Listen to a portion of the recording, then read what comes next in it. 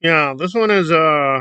This one's tough. So let's get to the good stuff and let's get right to it. Is this a good action film? Yes, this is a very, very good action film. So that part, just want a really good action film. It's over. This is a very well done action film. Very stylish, good pace. It's about 2 hours. There we are. That's all you wanted. Great action film. You're going to get that. Now, is this a good John Wick film? John Wick universe fiction? Well, it's a lot better than the Continental. So the Continental is kind of like the low bar of where the John Wick universe. Oh, by the way, the official title is From the World of John Wick. So they're very desperate. They can't just call it Ballerina. It's like, we know it's the John. No, no, no. From the world of John Wick. Okay. Okay, we got it. John Wick. John Wick. Okay. And John Wick does show up a lot. It's no spoiler review, but he does show up a lot. It is way more than a cameo. I was actually surprised how much he's in this. He's not in this as much as I wanted, but he's in here a good deal. So we get a lot of John Wick. Okay, that's good. So what's the problem? I guess in terms of John Wick universe, this is a lot better than the Continental. But I would have to be honest and say this is actually the weakest. So if you just go with the films, this is going to be the rock bottom. However, it's not a bad, but it doesn't really have much of an identity. Like the action scenes are well done, but after a while they're like very generic. Right? The kills and the deaths are very one note. It's borrowing a lot from the Jason Bourne series. I mean, a lot. I mean, like the the way the hands and the way the guns move. It's much more closer to Jason Bourne. So they didn't have the time or the budget for the very elaborate John Wick style killings. So it doesn't have the intensity of any of the John Wick main films, which is saying a lot because now technically there are four of them, right? I mean, so yeah, it's going to be a very weird ranking system, but I have to say, again, whatever the issues with Parabellum or the other chapters, they are super stylized. Here, it's just stylized. It's a lot of style, and it's good style, but you can kind of tell like something happened to this movie. Apparently, they had an original version, and they're like, okay, no, no, we got to change this. We got to change this. So the good thing here is that there's not really a story to spoil if they change the story a lot because it's pretty simple. A cult tracks down a member that went rogue. That's Eve's father. That's the ballerina. So Eve's father dies and is killed violently. She wants revenge, and she's taken in by essentially the Roma, who we see in the John Wick universe, right? The Anjelica Huston character. And she raises Eve to be an assassin. She becomes assassin and wants revenge. And director's like, no, no, no, no, no.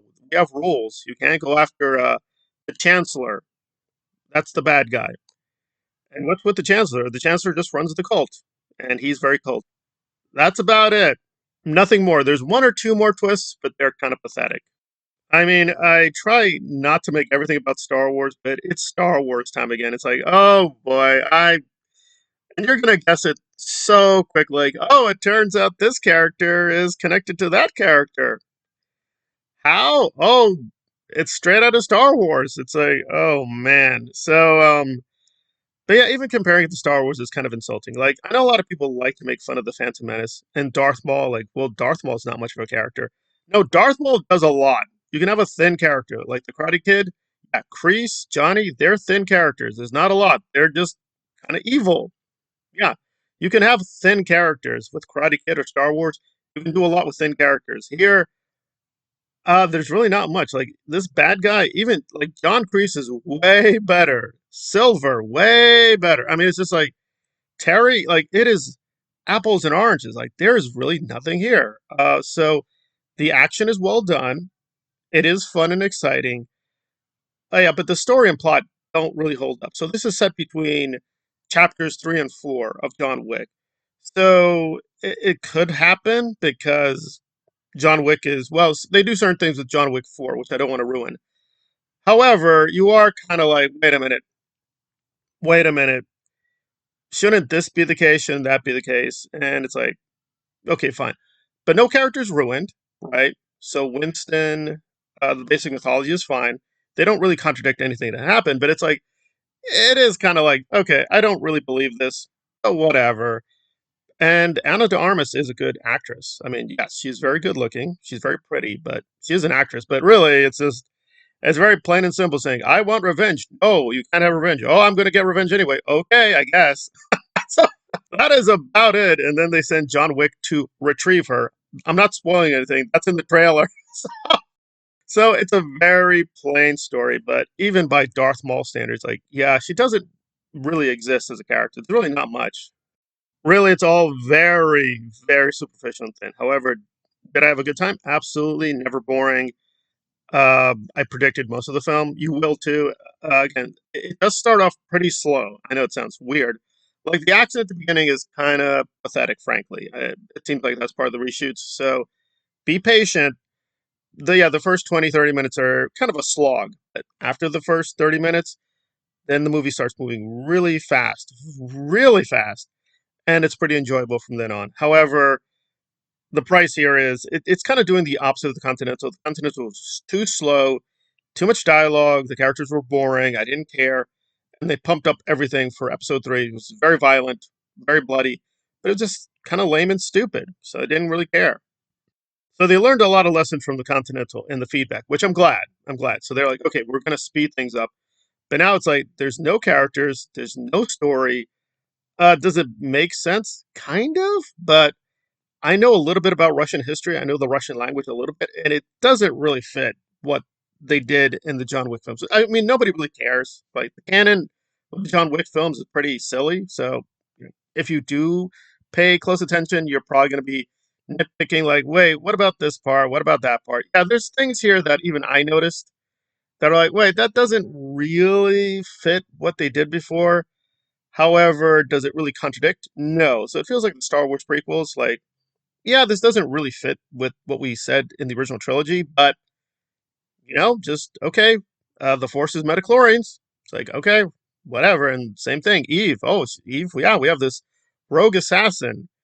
You would think John Wick would talk about that. Say Winston would talk about this. Say, oh yeah, there's this rogue assassin. Watch out for her. Oh, okay, thank you. No, it's just like she's just out there, just killing people all over the place, and it's like, oh, she's out there. Yep, she's out there, and there we are. But it was fun and silly, and the action is for the most part well done. It is not, again, the great John Wick action you want. So that part is not there. So it feels like inferior Wick. However, compared to most films, this is really strong stuff, and the action I think will be very pleasing to most of the audience. And Eve is fine as a character. It's very one note. It's very one note. So I think people will be like, "That's it. That's all there is." Yeah, that's all there is. So there we are. And they've got more John Wick coming. So there we go. Maybe this will be not the worst John Wick film in about a year and a half, and the other film will be even more disappointing. However, I do want to emphasize this is way better than Continental. So the John Wick universe is getting better. It's getting back to its original greatness, but this is kind of a below average chapter. So I'm going to give this, with my critic brain, I'm giving it a 7.25. But from a fan perspective, a John Wick fan, I think you're going to give it way higher. I'm not going to give it an 8 out of 10. It's not. I'm going to give it a 7.5 from a John Wick fan perspective. It was pretty fun. It was pretty fun, but not like Keanu great. It's not Keanu great, but it's Keanu above average, somewhere around there. And there we are.